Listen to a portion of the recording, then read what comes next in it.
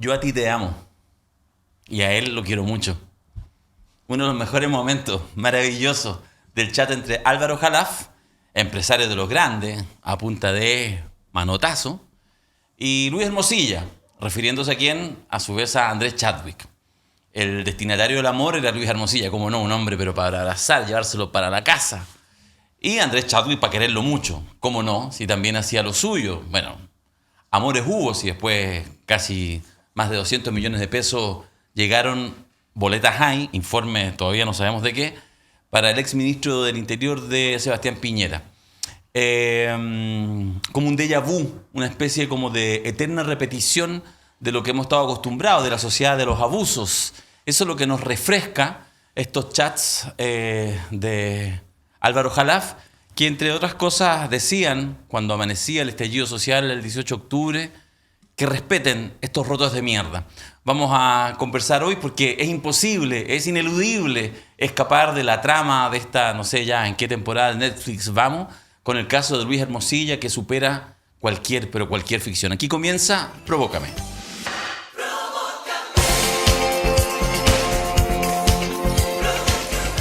Hice los esfuerzos y ustedes lo saben. Hice los esfuerzos porque la pauta no partiera al menos con Hermosilla, porque ya es como que uno dice, ya estamos lateando.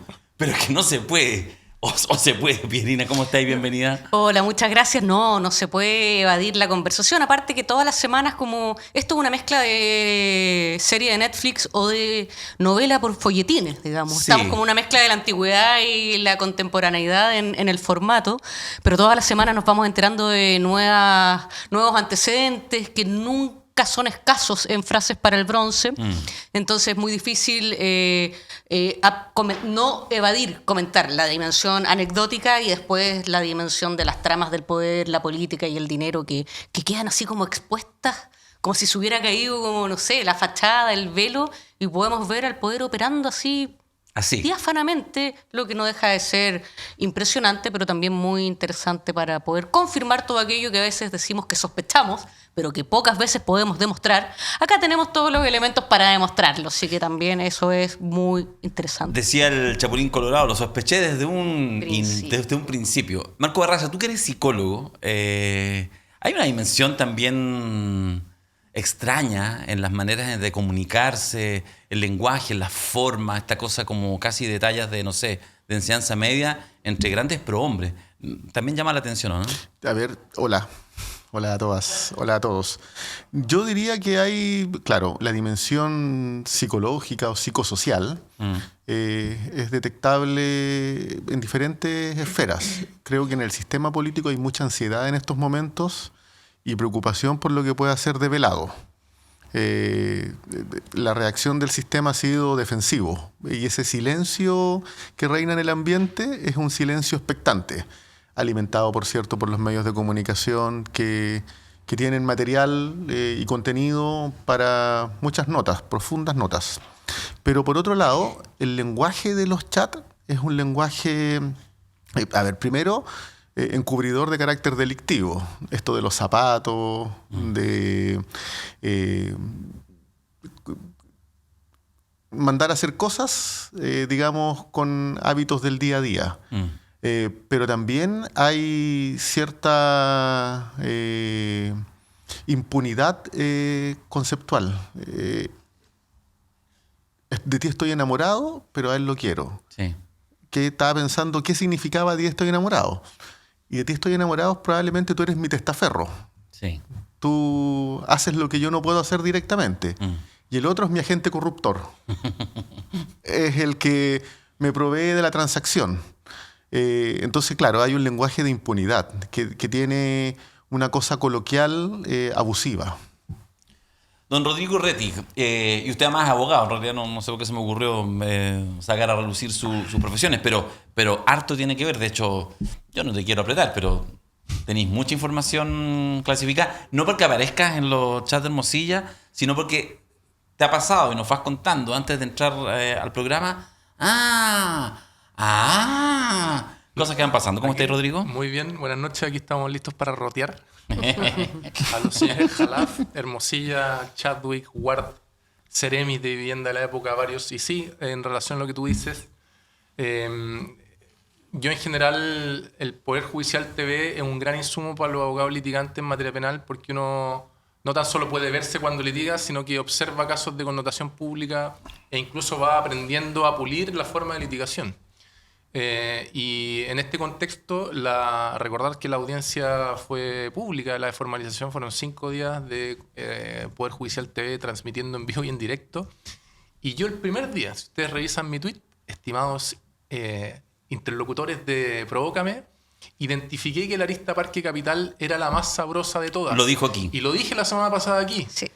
Y ayer, en la noche, CIPER da cuenta de esta arista en donde el contexto es el Ministerio de Vivienda, y básicamente hubo pagos para acelerar proyectos de Parque Capital del Grupo Patio, y hubo una transferencia final por 301 millones de pesos, 10.000 UF de la época. ¿Y por qué esto es interesante?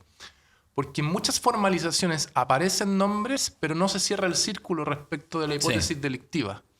En este se cierra el círculo, porque se felicitan recíprocamente Jalaf, Hermosilla y otros por el nombramiento de Ward, hablan con Ward, hablan con el Ceremi de Vivienda, esto en un proceso como de 5 o 6 meses, se felicitan recíprocamente por la gestión y hay 10.000 UF pagadas finalmente. Y esto lo quiero enlazar con lo que dijo la jueza de garantía al momento de finalizar la audiencia, que fue el plazo de investigación. Uno al final de una audiencia de formalización litiga también por el plazo de investigación. Magistrado 180 días, no, magistrado 60 porque 60 es lo pertinente, no 180.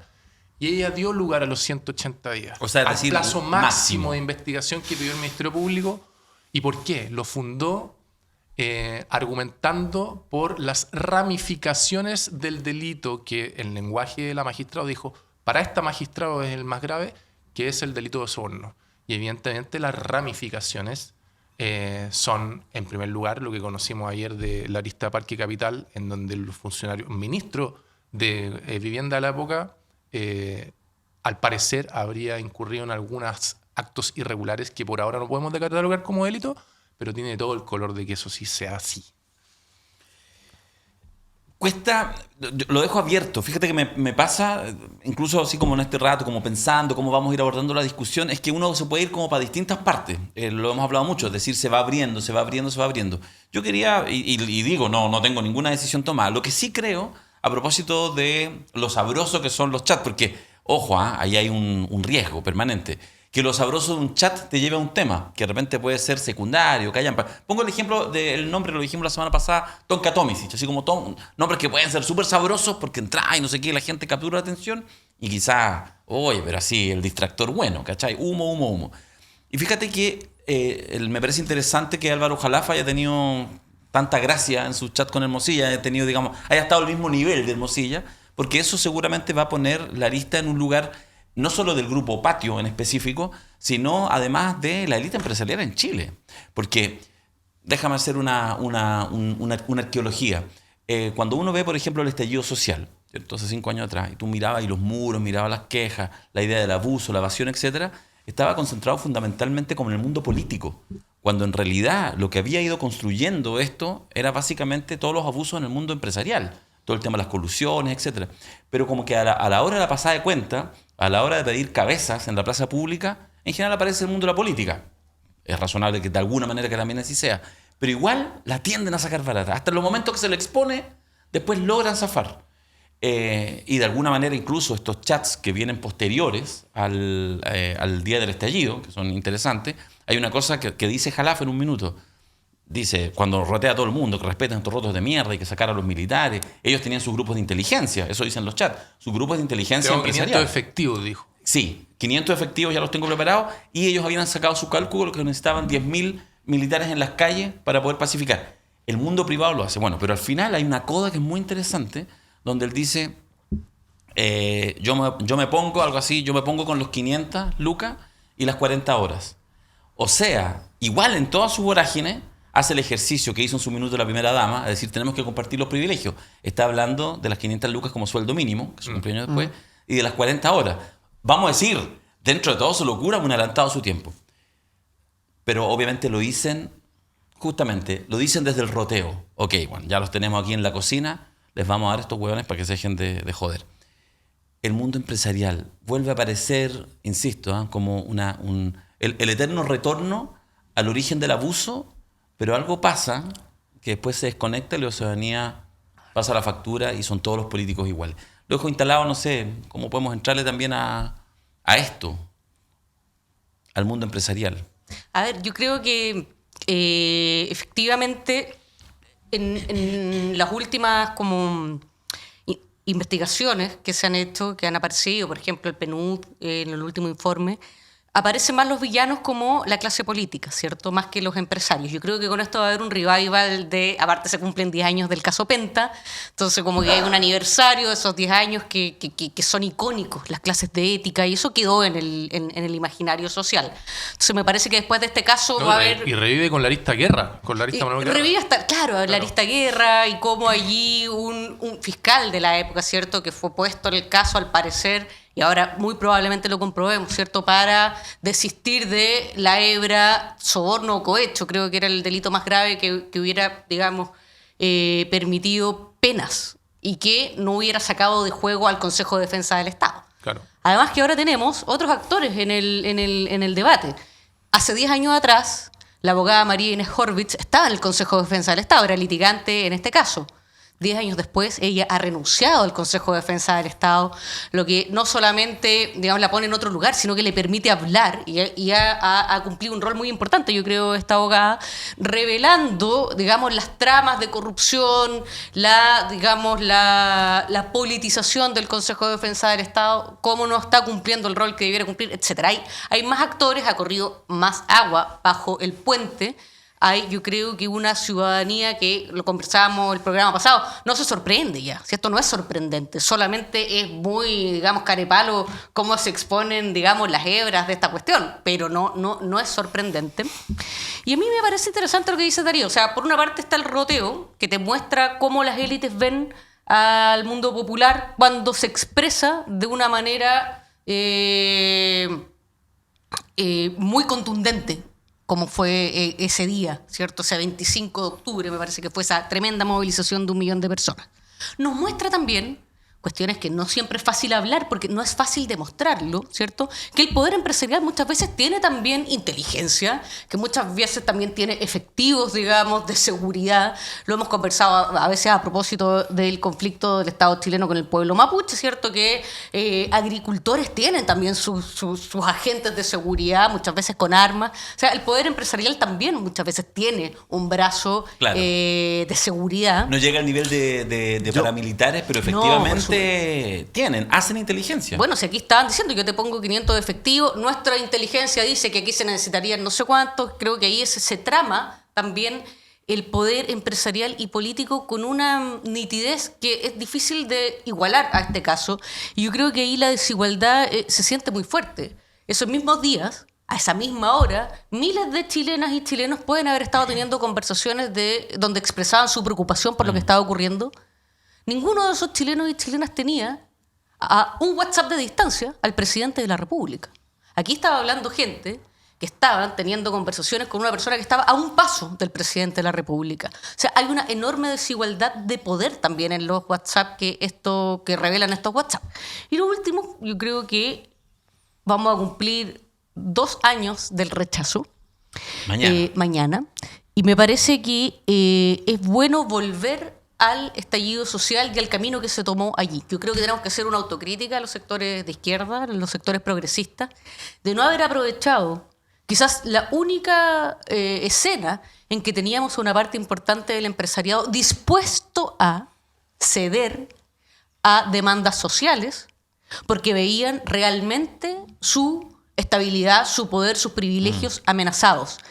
Esto se canalizó vía un proceso constituyente, nadie va a restarle la importancia que eso tenía. Nosotros, desde la izquierda, los sectores progresistas, sabíamos por experiencia que la Constitución era una muralla de hormigón armado a la hora de hacer cambios, pero no aprovechamos ese momento que es muy difícil de tener. Si momentos de crisis como el que tuvimos en el 2019 no son todos los días, para haber impulsado una agenda social muy, muy, muy avanzada, aprovechando que teníamos al mundo empresarial ahí dispuesto a meterse la mano al bolsillo, porque veían en ese momento que no había otra. O sea, represión por un lado, pero por otro lado, bueno, meterse la mano al bolsillo también. Entonces yo creo que ahí dejamos pasar una oportunidad muy difícil de tener en la historia social y política de un país.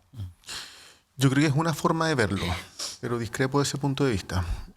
Yo creo que si uno se remite a la temporalidad de los chats de conversación, no es que esta conversación se diera un mes después del estallido social, sino que se da en las circunstancias más conflictivas del país y de mayor transversalidad y masividad en la protesta ciudadana. Que hay que recordar, era desbordante, era muy transversal en términos de pluralidad política, convocó a gente de diferentes estratos socioeconómicos. En definitiva, era un cuestionamiento al sistema político, al sistema económico, al modo de vida, al roteo, que es uno de los contenidos de estos chats, al desprecio hacia los pueblos originarios. Tenía múltiples dimensiones. Y yo creo que el error es pensar que el empresariado actuó de manera pasmada o paralogizada frente a los sucesos. Yo creo que el gran empresariado, para ponerle un apellido más preciso, desde el inicio desplegó una táctica y una estrategia que de alguna manera mostró empatía con la movilización social. Está lleno de frases para el bronce. Hay que meterse la mano en el bolsillo, alguien tiene que pagar la cuenta. Hay que renunciar a nuestros privilegios. Hay que renunciar a los privilegios, no tomar más Coca-Cola, en fin, desde las cosas más profundas hasta las más, digamos, delirantes en términos de la naturaleza del problema. Pero lo que refleja es que si había un sector que también estaba cuestionado socialmente, era la élite económica. Y la élite económica reaccionó siendo empática para desplegar una estrategia defensiva frente al cuestionamiento, pero rápidamente empezó a desplegar una táctica restauradora. Y esa táctica restauradora rápidamente a reorientar el carácter del conflicto, a desdibujar los principales nudos. Los matinales fueron sensitivos y sensibles frente al fenómeno, pero también reorientando la conflictiva. Entonces, yo creo que hubo una cachetada de payaso, definitivamente. El empresariado actuó con la inteligencia de resignificar el conflicto. Creo que, desde el mundo de las fuerzas de izquierda progresistas, probablemente no se fue asertivos completamente en identificar las dimensiones de la transformación entre lo de largo plazo y lo circunstancial, o lo situacional, por decirlo, para ir abonando camino. Pero en los hechos había una estrategia desplegada por parte de la derecha y el empresariado, y principalmente el empresariado de la élite económica, muy sólida, muy contundente. A tal punto que el PNUD, en el informe que ya hemos referenciado varias veces, establece que pese a que hay un 15% de ciudadanía que tiene confianza interpersonal, y hay un 22% de ciudadanía que tiene afecto o apego por la participación social en organizaciones, que es el más bajo histórico, por decirlo de alguna manera, tienen expectativas aún del cambio al sistema político porque valoran la democracia, tienen expectativa en que los movimientos sociales flexibilicen posiciones a propósito de cómo procesar la demanda, pero no tienen ninguna expectativa sobre la élite económica. Eso es muy ilustrativo. Y yo creo que la ciudadanía en los hechos soltó la cuerda, así como el mundo económico, el gran empresariado, tiene una sobreideologización extrema. Y en el ánimo de mantener tasas de ganancia equivalentes a la de los 90, a la de los 80, son capaces de hacer preservar lo que tengan que hacer preservar. Sí. Y solo para poner un punto, yo lo que creo, Marco, es que ahí, de todas maneras, nosotros no tuvimos como una estrategia de mayor audacia. De decir, ok, usted señor Luxich, usted señor Jalaf, usted señor quien sea, usted señora Morel, le está diciendo que hay que meterse la mano al bolsillo. Ok, aquí está el proyecto de ley, no salimos del Congreso hasta que lo tengamos aprobado. Aumento del sueldo mínimo, aumento de las pensiones, en fin, creo que era un momento donde si no teníamos protagonismo en las calles, porque era una movilización inorgánica, espontánea.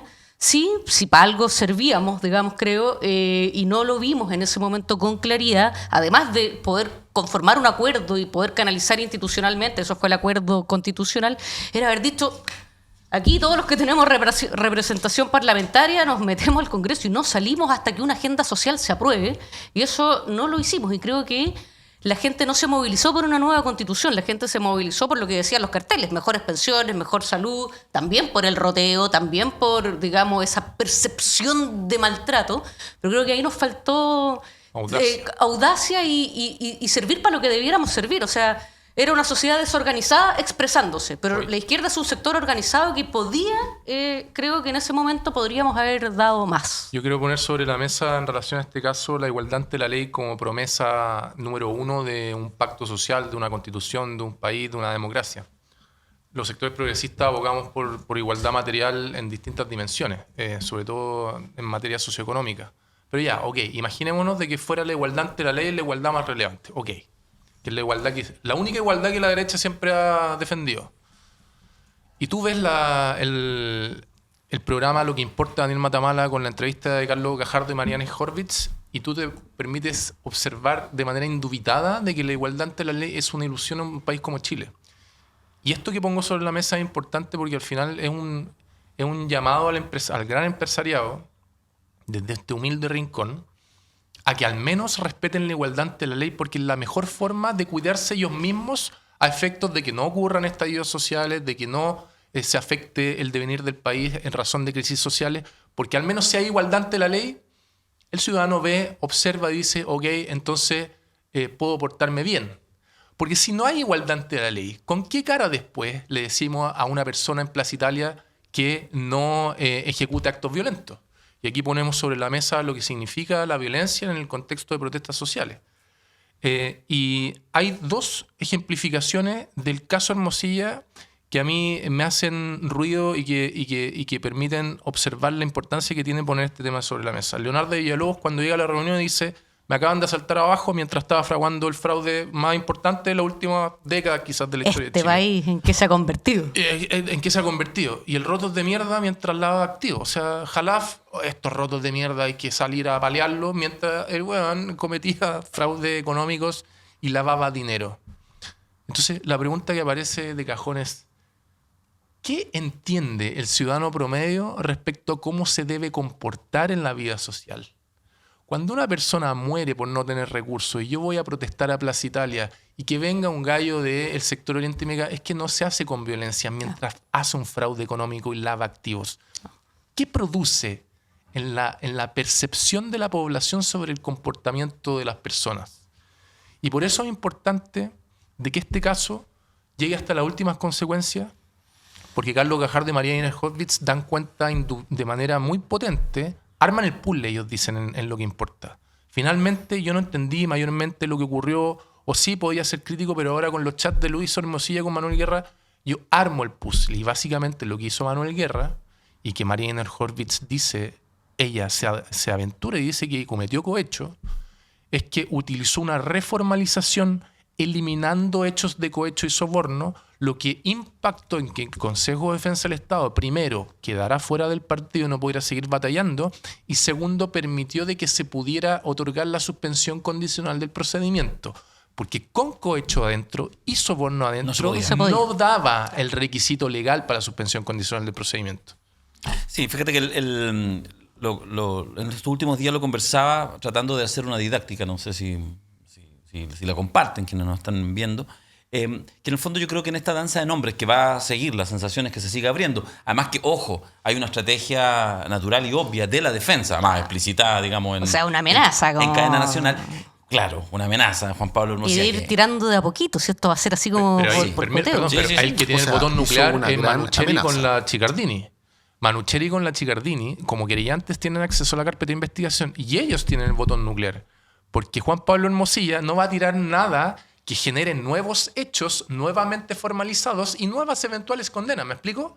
En cambio, los otros dos tienen acceso a la carpeta y no tienen por qué discriminar y decir esto sí, esto no. Yo no sería tan taxativo en que dónde está el incentivo. porque el incentivo para Juan Pablo Hermosilla es precisamente ¿Pero tú crees que va a publicar algo que afecte Mantener al la hermano? información. no ir dosificándola. Por Dosificando. supuesto. Dosificando. No, claro, pero no va a depender solo de él, un poco lo que Claro, quiero decir. sí. Porque imagínate, en manos de 2 diputados, no tenemos nada contra los diputados. Los diputados tienen, digamos, están básicamente en la pasta, digamos. Y va a privilegiar selectivamente aquello que es más funcional. Yo quiero decir algo a propósito de lo que dijo Rodrigo. ¿Cómo reacciona la ciudadanía frente a la no igualdad ante la ley real? Frente a las manifestaciones de abuso que se van conociendo.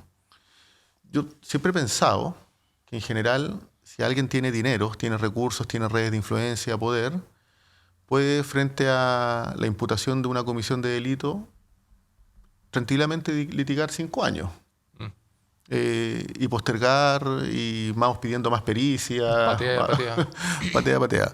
El ciudadano promedio, frente a la imputación de una comisión del delito, el defensor, por bueno que sea, si es un defensor público, rápidamente va a aplicar economía de recursos y le va a decir, lleguemos a una salida pactada. Abreviado. El sistema judicial tiene garantías constitucionales de derecho, sin duda, procesales, pero son más óptimas y reditúan mucho más cuando se tienen recursos para ejercerlas. Y es un problema de igualdad ante la ley. ¿Cómo reacciona la ciudadanía? Que es la pregunta de Rodrigo. Yo creo que una porción importante reacciona con indignación, con malestar, con molestia, con decepción y descrédito, en definitiva con frustración frente a una realidad que se presenta como imposible de modificar, habidas cuentas de todas las frustraciones en el tiempo. Pero hay otra porción de la ciudadanía, que no me atrevo a cuantificar, que también se siente con atribuciones para, a su escala, Perfecto. Sí. hacer lo mismo. Sí, Y perdón, Claro. ahí esa es una discusión vieja. Porque yo creo que es... Pero Lo siento. Es como- que, Sí, te puedes es que meter la hay dos cuchara, momentos sí. igualitarios por antonomasia en la vida social. El voto y se supone que la igualdad ante la ley en un tribunal. Que el que Ya. paga el colegio de 700 lucas, la ¿No te salud, gustó la la piedad, reflexión? pero hay Me encantó. Hay dos promesas de La voy a radicalizar. Oye, hay dos promesas de igualitarismo en una democracia. El voto y el proceso penal. Legal. O un proceso legal. Sí. Y cuando se te tuercen ambos, y quedémonos en Chile en el caso del proceso legal, el ciudadano, yo creo que legítimamente, y aquí no estoy justificando la violencia, pero sí la puedo explicar, se pregunta por qué diablos yo no puedo ejecutar un acto violento si en el único lugar donde se supone que somos iguales ante la ley, Carlos Bejardo y María Inés Horvitz me dicen de que en verdad no somos No, iguales no somos. ante la ley. Claro, Ahora- perdona, pero en eso lo que yo quiero radicalizar el argumento aquí del psicólogo. Hoy día los voy a tratar por sus profesiones. A veces lo tratamos de ministro, ahora es psicólogo. No, porque yo estoy de acuerdo con lo que planteáis, pero es más, yo me atrevería a cuantificar, porque yo no voy a ir a ninguna elección, que es debe ser una porción cada vez mayor. Yo creo que el cagazo que tenemos como sociedad chilena es que efectivamente se ha instalado fuertemente el una winner, lógica po. anómica. Claro, justamente. Anómica. O sea, esa es, digamos, eso yo en general logro entender. Donde te esto. vea te cago, básicamente. Claro, mira, fíjate que esto es una discusión súper antigua. Mira, voy a poner un ejemplo atrasado. Y me acuerdo que lo logré vivir con 100 personas en el lanzamiento de un libro, hace 10 años atrás, no sé, 8 años atrás, cuando fue el tema de la ex señora de Osvaldo Andrade, ¿se acuerdan? En Gendarmería. Que entonces hizo una jugada y justo el día, no sé, 25 con luna llena, a las 3 de la tarde tenía que presentar su renuncia y justo por no sé qué cosa, el cálculo le daba una jubilación muy superior a que si hubiera sido el día antes o el día después. Era eso básicamente en síntesis. ¿Y qué hora caga? Cosa que a todo esto sigue la caga en Gendarmería con eso. Porque algunos quieren volver a esa posibilidad, después lo eliminaron. Yo me acuerdo que esto había pasado hace 2 semanas, entonces era la indignación, era el tema del día. Estaba yo en el lanzamiento de un libro de un amigo y entonces pregunto, sala llena en Antofagasta, fue 100 personas. Entonces empiezo a contar esto más con rostro de indignación y veía como la gente decía así, ¿cómo puede ser que yo no sé qué, que alguien haga esto, atribución y todo así, no sé qué? Y después interpelo a la audiencia y le digo, bueno, piensen en un gran amigo o amiga de ustedes, que estamos en la noche tomando un pisco sour ahí en la casa, que sea unas ramitas, unas papitas, no sé qué, y te cuenta, dice, oye, ¿sabes qué? Bueno, me voy a jubilar ahora. Y tú conocías a esa persona, ha trabajado toda su vida, una buena persona. Y te dice, mira, ¿sabéis qué? Caché que en realidad si me jubilo, tal. ¿Qué le dicen ustedes? Y todos pusieron cara así. Nadie fue capaz. Porque en general uno diría, Oye, ¿en serio, Juan? A ver, pero revisemos al tiro. Mira, yo sé, conozco. Entonces, no quiero generalizar, o sea, en realidad sí quiero generalizar, habrá excepciones, pero a mí me parece que efectivamente estamos metidos en un Chile donde todo esto que pasa por arriba está perdido hace muchos años. Si tú me apuráis, hace 50 años en términos de los valores. Y por algo, un Sebastián Piñera, que hace su fortuna de la manera que hace su fortuna, es, después de X años, en plena democracia, 2 veces presidente de Chile. Entonces, esa es la parte, yo creo, muy, muy, muy compleja que tiene estos casos cuando salen y que muchas veces estamos ahí metidos.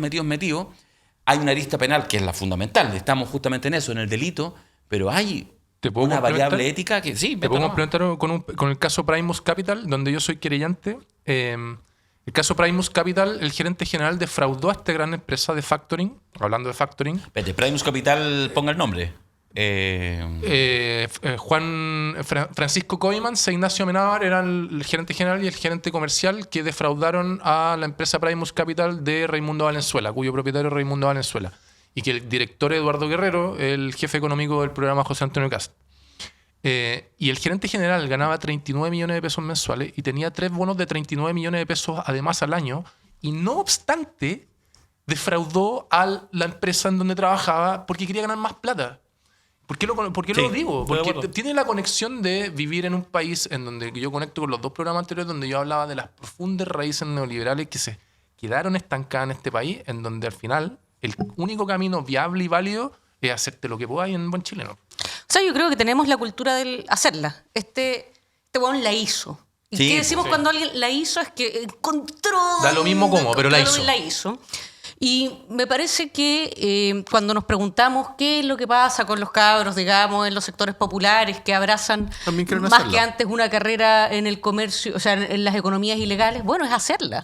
Porque por el camino recto quizás te pasáis toda tu vida deslomándote como y no huevón. Llegáis a ninguna parte. Sí, entonces, el que sigue el camino recto queda como huevón y el que la hace es el vivo. Ese y creo que es pernicioso. Ahora, yo no quisiera igualar a las élites que la hacen. Exactamente. Que el cabro que la hace en la pobla, porque primero unos están dirigiendo el país, otros no. Me parece que ahí hay una diferencia. No es lo mismo, digamos, que quienes están chateando están a un paso de distancia del presidente de la República y a un paso de distancia del ministro del Interior, que están tomando decisiones, que están además haciendo negocios con un ministro de vivienda y están ocupando el Estado como botín, que es un cabro que la está haciendo porque en realidad la sociedad no le está dando más oportunidad y no quiere ser el weón que se saque la cresta toda la vida y no llegue a ninguna parte. Yo lo entiendo. En realidad yo tampoco quiero ser esa persona que se esfuerce toda su vida y no llega a ninguna parte. Yo estoy de acuerdo con ese análisis. A mí me parece que las magnitudes y las responsabilidades respecto de quienes tienen el poder económico, el poder político, son absolutamente distintas de quien vive las privaciones de los efectos de esas decisiones. No tiene esquema comparativo. En un caso es supervivencia, en otro caso es claramente abuso de poder. El problema de eso es cuál es la sanción. Entonces, que la ciudadanía... Ahora, lo que sí, yo sí hago busco una inflexión en esto. Estando de acuerdo con eso, porque son responsabilidades distintas, porque tienen magnitudes distintas, el problema está en que en la fragilidad que vive el país, lo que puede ser una economía delictiva a baja escala, en el ánimo, o sea, pongámoslo así, llevándolo más concreto. Gendarmería de Chile el año pasado yo leí un estudio que señalaba que en la cárcel hay 600 bandas operando. Esas 600 bandas están disputándose un mercado y están en guerra permanentemente hasta que alguna de ellas prevalezca y sea un cartel más agregado. La señal que da este tipo de corrupción, de abusos, es que la fórmula de ascenso social es por esa vía. Y además pone el riesgo en que estas economías locales también se disputen los grandes mercados.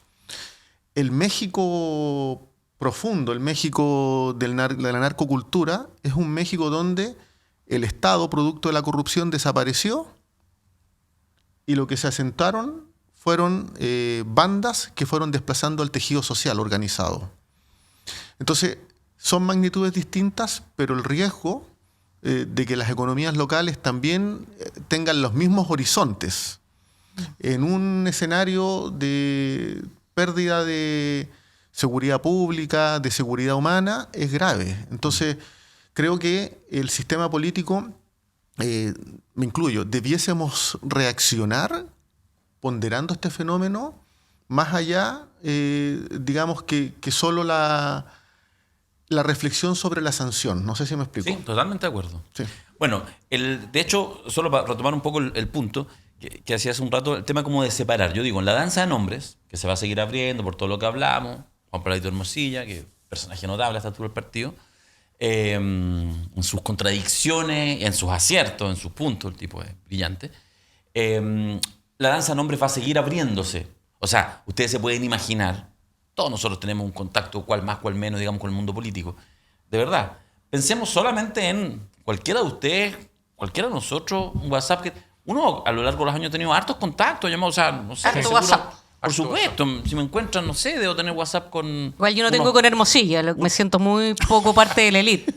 Sí, pero es que Me autorroteo, escogimos mal. no tengo Debería WhatsApp ir con de Hermosilla. Sí. Sí, Yo tampoco. Habría que revisar a los desinfiltros. Rotos de mierda. A los desinfiltros deben tener todos los buenos chat con Hermosilla. Hasta este minuto ahí, borrar, no sirve. Yo creo que Hermosilla no conoce ningún Barraza en su vida. No, probablemente. Bueno, pero lo que digo es que, por lo tanto, ya en esa danza de nombres puede salir cualquier cosa y cosas muy accesorias. Entonces, digo, hay 3 niveles de nombres. Digo yo lo que pienso y trato de mirar la realidad para poder, ojalá, ordenar la reflexión. Uno, los nombres irrelevantes, ¿ya? Nombres que en el fondo puede ser una cosa chica, irrelevante está. Oye, ¿por qué eso puede ser raro? ¿Y por qué Tonka conocía? Ya, pero no importa, digamos, No. es irrelevante. Aquí la vedette es ACH. Sí, claro, por supuesto, ACH. Ya, que justamente quiero terminar con esa reflexión. Lo segundo Es el puede premio, ser... perdón. Lo segundo, que es desde el punto de vista del juicio, lo prioritario, es quienes aparecen en esta danza de nombres y cometieron delitos. Eso es lo que efectivamente tiene que precisar. Las ramificaciones, como decía la jueza. Justamente, delitos de distinto tipo, delitos, cohechos, soborno, lavado de activos, etcétera, delitos. Y hay una trama que es interesante, que tiene que ser bien pública. Pero digo yo, la tercera, que probablemente es la más importante desde el punto de vista, porque por eso lo estamos conversando, esto no es un programa policial, digamos, ni para analizar delitos económicos. Estamos tratando de hablar de política, sociedad y todo, que es la que de alguna manera devela esto que es el elefante en la habitación, aquellos entramados que más bien tienen que ver con temas éticos, ¿ya? Y que son temas éticos no en términos personales, sino en términos sociales. Y ahí pongo la figura de Andrés Chadwick, porque digo, más allá si Andrés Chadwick zafa o no zafa de la comisión eventual de un delito, puede que no zafe, pero ¿qué es lo que uno ve ahí? O sea, la captura no solo de un ministro del Interior, hay ministros del Interior y ministros del Interior, o sea, Peñalillo fue ministro del Interior, Vale Callampa, Isque fue ministro del Interior, duró poquito. No, hay ministro del Interior y hay ministro del Interior. Este ministro del Interior tuvo la virtud política, pero es una locura. Piñera, odiado por la UDI, hace 20, 25 años, odiado por la UDI. Se lo cepillaron en la senatorial en Valparaíso. O sea, capítulos lo odiaron. Y llega Chadwick, además primo, pero hace una jugada muy relevante. Uno ahora ya lo naturaliza. Piñera era odiado por la UDI y él logra hacer una trenza y acercar a la UDI a Piñera y transformar en lo que hoy en día llamamos piñerismo, ¿cierto? Que efectivamente es la unificación en torno a una figura de unos ciertos mínimos comunes que les permitió gobernar, avanzar. Y que de hecho hizo que el tránsito de Piñera, desde los cómplices pasivos de su primer gobierno, a asemejar el estallido social al golpe de Estado del 73. Eso es lo que quiero decir. Entonces, es una figura por todo lo alto. Y ahí, nuevamente... O sea... Yo no sé no sé cómo ven ustedes lo que pueda seguir pasando con Chadwick, que sigue siendo contención de daños por todas partes, alineó un poco a la derecha. No sé si lo van a dejar caer, si lo van a salvar, si va a arrastrar a todo el mundo, si habrá una sanción política, al menos de parte de la ciudadanía, a ese tipo de acciones, no lo sé. ¿Puedo? Sí. ACH nombrado en la lista Parque Capital. Quiero recordarlo para ir a la crítica política que tú estás deslizando o poniendo arriba de la mesa. Respecto de la lista Parque Capital, la Cometa hablan en el chat de que requerían ministros de fe para el acuerdo. Uno era LH, que era Luis Hermosilla, y el otro es ACH, Andrés Chadwick. Yo creo que Chadwick, esta arista va a dar bastante que hablar. Y ¿cómo lo conecto con lo que tú estás diciendo? Yo creo que este caso es un misil en el corazón del piñerismo, de la marca registrada piñerismo, que hasta la muerte del expresidente había reflotado y generaba orgullo en las fotos, recordemos, en el funeral de Piñera, como equipo, así todos cohesionados, los exministros y subsecretarios de la centro derecha y la derecha. Y hoy día que la segunda persona más importante después del fallecido presidente Piñera del conjunto de la derecha, que es Andrés Chadwick, que esté metido en esto, yo creo que es un misil muy potente al relato del piñerismo, al relato del mérito y a todo el relato político que hace la derecha como venta de producto a la ciudadanía, que la ciudadanía después consume en las elecciones respectivas. Por lo tanto, yo creo que nosotros, políticamente y legítimamente, tenemos que sacar a relucir cómo el relato del piñerismo y de la derecha se cae a pedazos con este caso. Ahora, yo que he crecido, como lo dije la semana pasada, en una familia que ha añorado... Con grandes expectativas. Con grandes expectativas de ver a la derecha caer por sus propios pecados, digamos. Por sus propios pecados, eso es. Y que peca permanentemente de la manera más desenfadada y no cae. Yo no sé cuál va a ser el castigo de la ciudadanía digamos, a este caso y a la imbricación que tiene el piñerismo, el corazón del piñerismo en esto. Te encuentro toda la razón, Rodrigo, pero yo no sé cuál va a ser el castigo si es que lo va a haber. Y creo que siempre el piñerismo va a tener un argumento que morigera, digamos, su implicación en casos como este, que es la capacidad que dicen tener de reactivar la economía. O sea, si en esto hubo cometas, si en esto se compraron a un Ceremi, si en esto se compraron a un subsecretario, pero reactivan la economía, hay más construcción, hay más trabajo, ¿qué me importa a mí? Si todos roban, pero estos roban y dan trabajo. ¿Vieron la nota de The Economist? The Economist sacó una nota respecto de este caso y al final la identificación o lo que se podía sacar como producto de esa nota era de que el pecado mortal, el pecar como ser de derecha, porque es distinto el delito del papá de Macaya al relato de la derecha, un abuso sexual de menores al relato de la derecha no le pega tanto como un delito económico contrario a la competencia, lavando activos, antimérito a ese relato de la derecha. Y haciéndome cargo de lo que tú estás diciendo. Uno puede construir en virtud de esto de que afectas la economía actuando como actúa la derecha en materia de colusiones, de afectación al orden público económico, entre otras Pero cosas. han ganado elecciones ahora, después de grandes casos de corrupción. Yo no creo que las expectativas deban ser tan sobredimensionadas a propósito del derrumbe, la desafiliación de militantes de derecha. No creo que sea tanto así. Quiero insistir en lo que señalé la semana pasada, pues llevamos 2 semanas ya de esta conversación. Esta es la tercera. La tercera, ¿verdad? Yo creo que esto tiene un impacto en el clima de opinión pública y merma a ciertos sectores de la población. Porque uno de las cosas que en la cuestión pública son más despreciadas son precisamente el robo. Y aquí estamos hablando de robo, de corrupción, de abuso de poder. Y en general eso tiene un impacto en el clima de opinión, en la construcción de opinión pública y puede tener una merma. Por lo pronto hace desvitalizar la subjetividad ganadora de la derecha. Porque la derecha está en una posición silente, defensiva. Está esperando que aparecen en los chats. Y todo parece indicar que cuando uno abre una caja de Pandora de estas características es difícil cerrarla. Cuando la defensa de Hermosilla, su hermano, hace esta disrupción comunicacional, que él la justifica, lo vi en un reportaje en la televisión a propósito de un canal de YouTube, en que no le quedó de otra. Lo que está diciendo no es posible cerrarlo también por voluntad. O sea, cuando hay un acto de impulsividad, y yo creo que la derecha va a sostener esto mientras pueda sostenerlo. Si resulta que Chadwick está involucrado en muchas cosas más... Ahora, los titulares de hoy son en La Moneda, porque en eso la prensa hace lo suyo. Sí, pero nadie lee tanto la prensa ya.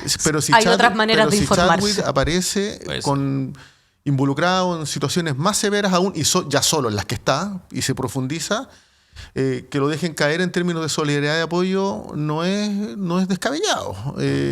Porque así como la derecha empezó a urdir tempranamente en el estallido social cómo controlar el proceso, cómo revertirlo, ya debe estar urdiendo cuáles son las estratagemas necesarias para hacer control de daño. Estamos en la fase de control de daño. Claro, aunque es difícil que haya un fiscal guerra esta vez. Yo creo que al nivel en que ha avanzado el caso, que se han destapado las cosas... Que alguien yo que creo pueda, digamos, desde adentro, Yo cerrarlo. a lo que le tengo temor es la arista Crispy, weón. Porque ahí hubo mensajería, pues, weón. La contratación, qué fue lo que prometió que podía hacer. Pues al final yo creo que se acercaban mucho los políticos a Luis Hermosilla precisamente, no tan solo porque era un muy buen penalista, sino porque se sabía que tenía acceso a la maximización de tu objetivo como imputado. ¿Qué es la maximización de tu objetivo como imputado? No se agota solo en la litigación, sino que también los botones de yo conozco a tal persona y a ese le tengo respeto a esa arista. Esperemos que no. Todos aquí esperamos, Rodrigo, tú como abogado penalista, es que crezcas, subas tanto, pero no tanto como Hermosilla, que esté un escalón más abajo para que un día no te pillemos. No. Imagina. Todos con WhatsApp con Rodrigo. Hay unos muertos en el armario, sí. Estoy años luz de eso todavía. Se me ocurrió una talla, pero... Ya, nos quedan 10 minutitos, pero vamos a hacer un pequeño cambio de tema y vamos a servir el café o estamos unas tazas, ni te explico. Mejor que ni lo vean. Vamos a una pausa y ya volvemos aquí en el Provócame.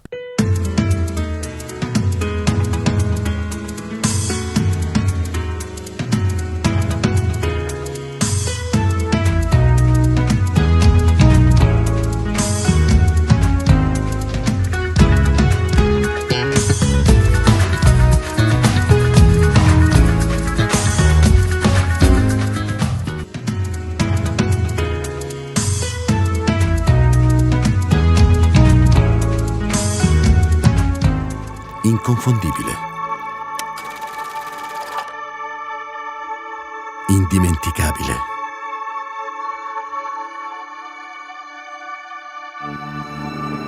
E il nostro caffè oggi riparte, portandoci a scoprire nuove parti del mondo.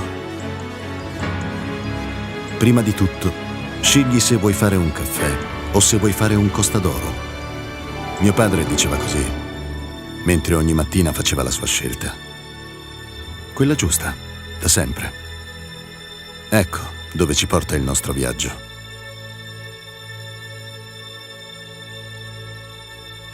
Esattamente dove abbiamo sempre voluto essere. Sulle labbra di chi ama il caffè. Robaron y parece que también se robaron las tazas, así que estamos con esta picantería. Así con la delincuencia, dices tú. Oye, que está malo el café. A mí me diste una bien comprometida. Sí, una no, esa está cooperativa linda, de esa vivienda la con regalaron. nombre de cosmonauta. Está Sí. potente. Ah. Sí, po. Es una investigación que se hizo. Que viva la URSS. La enviaron de regalo de 30 minutos. ¿Qué cosa que viva Que viva qué? la Viva la URSS. Ah, la URSS. Cosmonauta. Listo, pum. Ahí está el reel. Vamos, sin filtro. Agarran al ministro. Claro. Oye, hablando de cosmonauta, de alguna manera, la gente se pregunta, Valeria Cárcamo, lo que pasa es que, parece que no lo comentamos al aire, pasó al Tribunal de Honor y le dieron 5 fechas de suspensión, apeló, pero a 3. Así que le queda una todavía. Muy bien. Todo el pasado. Está en el exilio en este momento. Está en el exilio dorado en China, está ahí en unos cursos, ahí está informando en sus redes sociales, la reina de las redes sociales. Por eso es que invitamos a Pierina y... Va a hacer un curso de TikTok. La Sí. Vale no tan solo sube cosas, sino que te manda lo que sube como mensaje interno. Entonces, Sí, po. todo el tiempo te va llegando cosas. Sí, po. Es que podría ser nuestra hija, ¿ah? Entonces, claro, se comporta como tal. Le mandamos un saludo si nos está viendo en China. No nos está viendo en China. Probablemente tenga cosas bastante más entretenidas que hacer en este momento. Mira, estoy mirando acá en mi computador, puse... solo te quiero... Ay, me cambié de... Aquí estamos. EMOL, el Mercurio. Ola de homicidios en la región metropolitana. Policías realizan mega operativo en La Pintana. La tercera. Tras operativo en La Pintana, gobierno relaciona ola de homicidios con disputa territorial por mercado monopólico de drogas. El País, versión chilena. Una nueva ola de homicidios en Santiago, Chile, revive el debate sobre el papel de los militares en el combate contra la delincuencia. Bio Bio, Chile. Piden fiscal preferente para indagar homicidios en Lota ante ola de crímenes en la zona. Ola de crímenes, ola de homicidios. No hay medio que no titule en los últimos días, digamos, las últimas semanas. El concepto está sellado, instalado. Ola de homicidios, ola de homicidios. ¿Algo que decir? Prudencia, tomarse el problema en serio. Me parece que la problemática da para que impere un ambiente no solo de populismo, punitivismo, sino también de recetas falsas, digamos, que pueden generar una sensación de seguridad de que se están haciendo las cosas bien y que en realidad se hagan mal. Si nosotros miramos evidentemente las tasas de homicidio en la región metropolitana no han logrado bajarse, en otras regiones del país sí, eso también hay que ponerlo en perspectiva. Hay que entender que al momento en el que estamos, al nivel de homicidios que tenemos, no se llega de un día para otro y por lo tanto no se sale de un día para otro.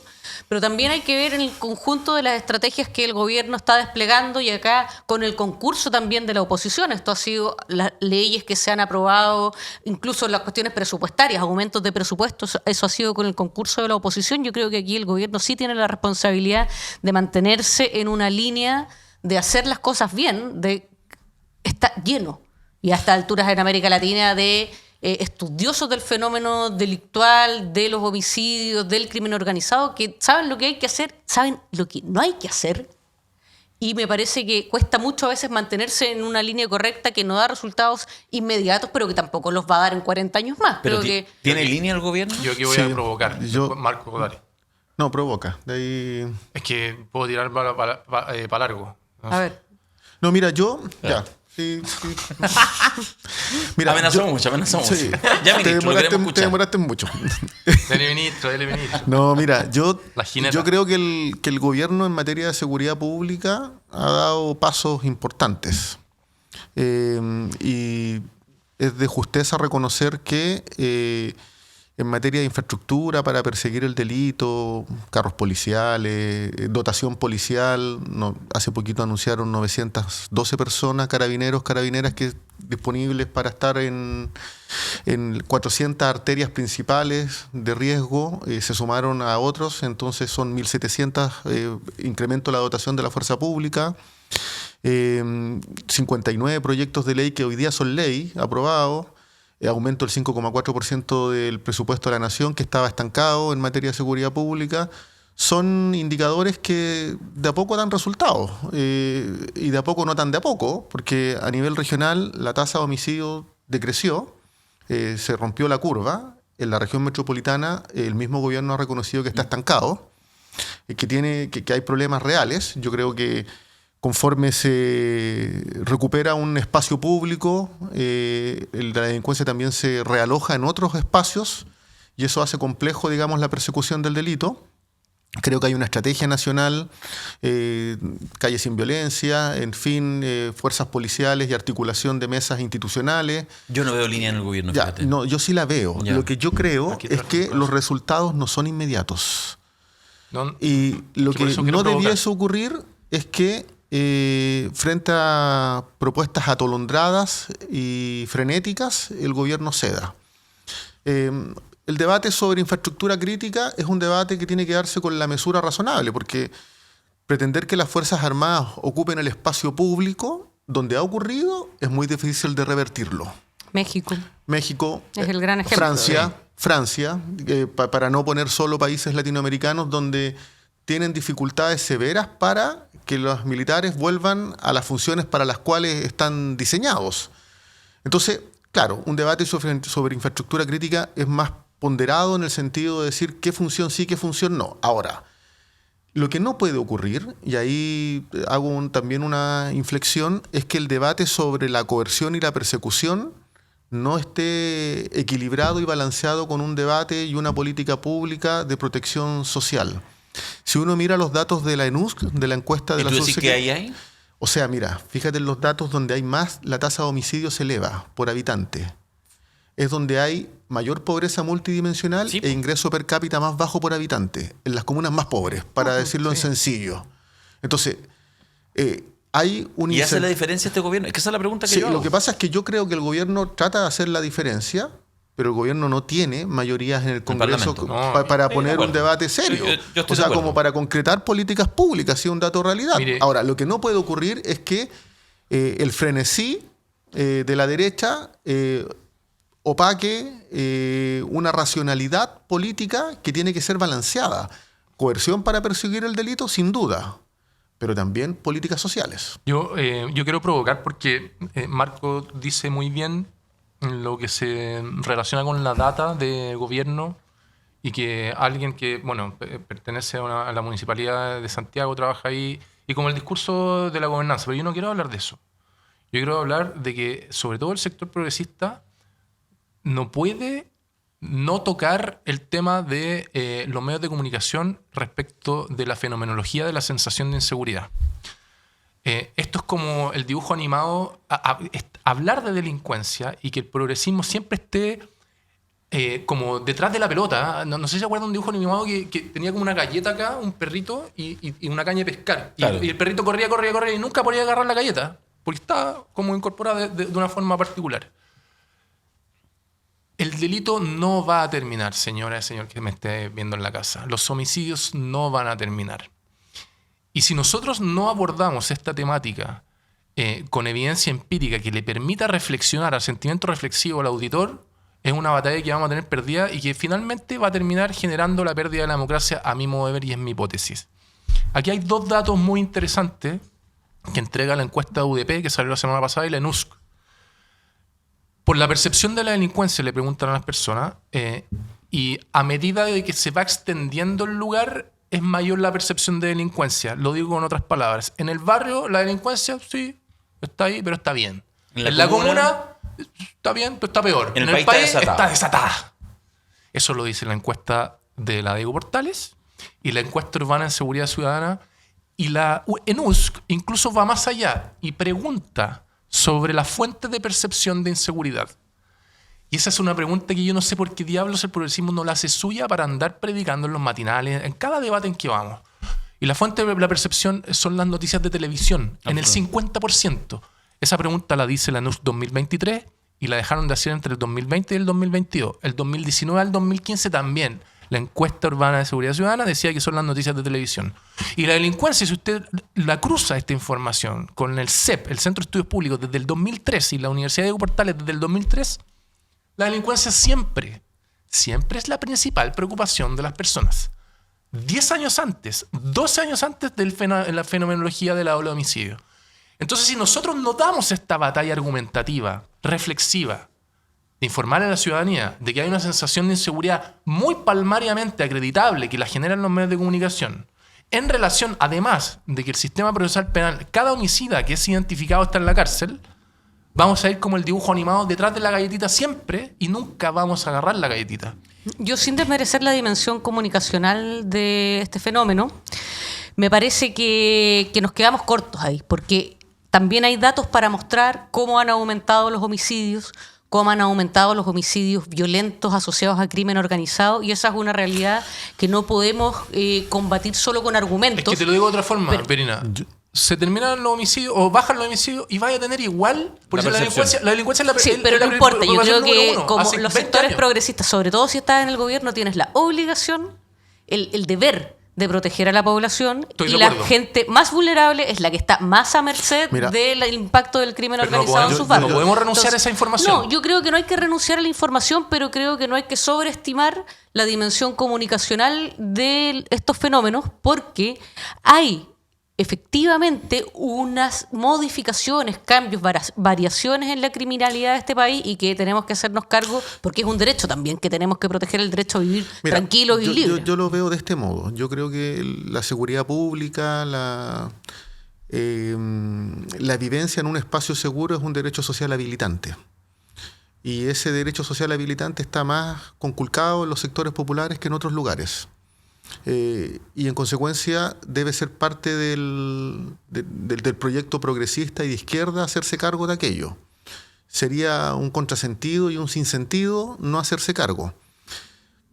En honor a lo que a mí me parece que es justicia, yo creo que la izquierda se está haciendo cargo de ese problema. No lo está subvalorando, pero déjame terminar. No lo está subvalorando, no lo está despreciando como un problema real. Es que por eso mismo es parte de la formulación. Marco, vaya a poder seguir haciéndolo. Pero espera, y lo vaya a hacer mejor. Pero vaya a seguir ahí con la noticia. El problema de la percepción es de otra. O sea, a ver, De que hay fenómenos de criminalidad dinámicos distintos, los hay.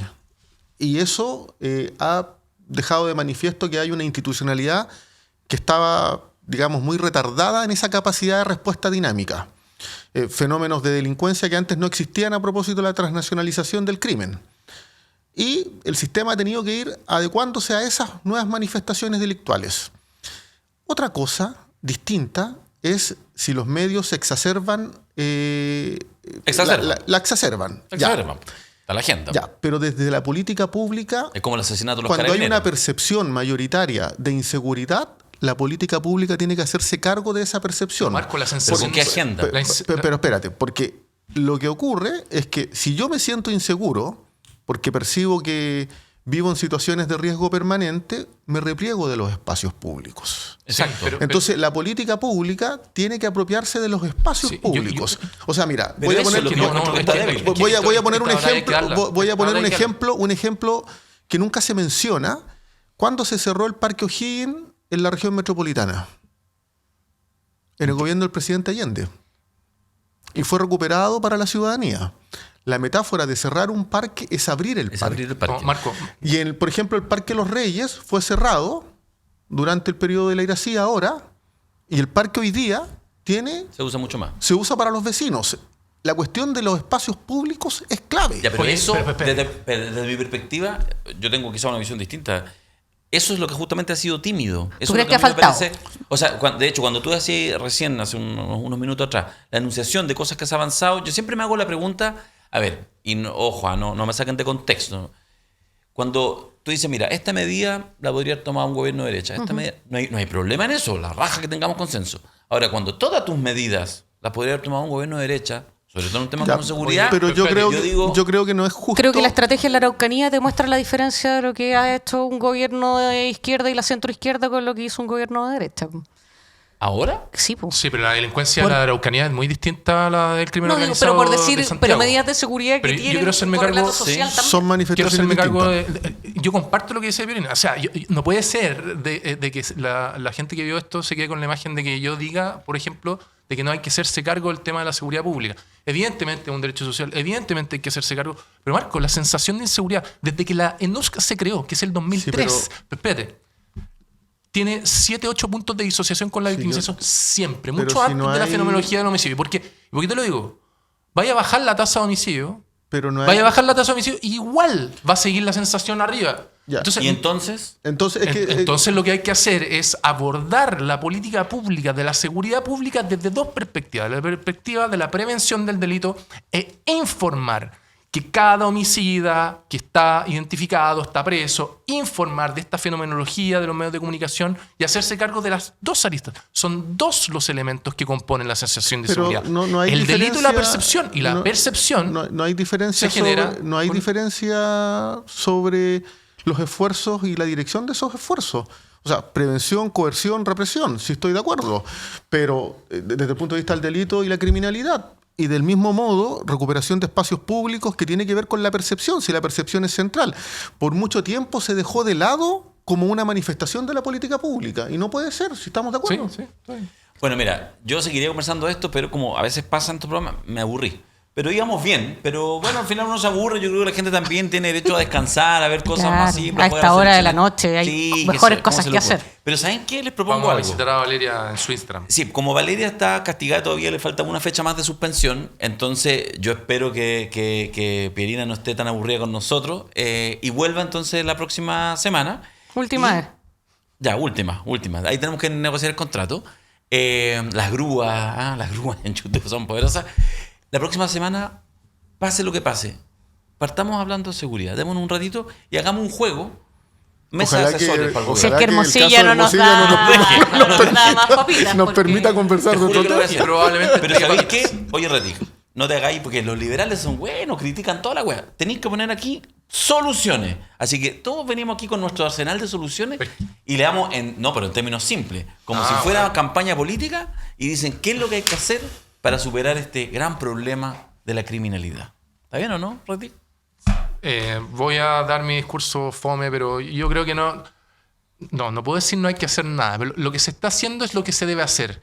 Y cualquiera que venga a venderle humo de que hay que hacer tal cosa está mintiendo. Yo me dedico a seguridad pública, al derecho penal hace 15 años y esta cuestión no se arregla si no es con materias de seguridades sociales y de desigualdades sociales y económicas. Y lo que está haciendo el Ministerio Público, en el Grupo ECO, esas cosas hay que hacer.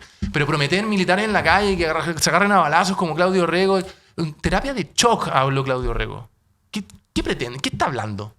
¿Que salgan los militares a agarrarse a balazos? Hay molestia al mundo liberal con Claudio Rego. Nos preocupa. Mucha. Muchas gracias, Rodrigo Rettig, abogado, el psicólogo y además administrador público, Marco Barraza, y la socióloga, directora de Nodo 21, Pirina Ferretti. Muchas gracias. Gracias a ustedes. Nos encontramos el próximo martes en Provócame.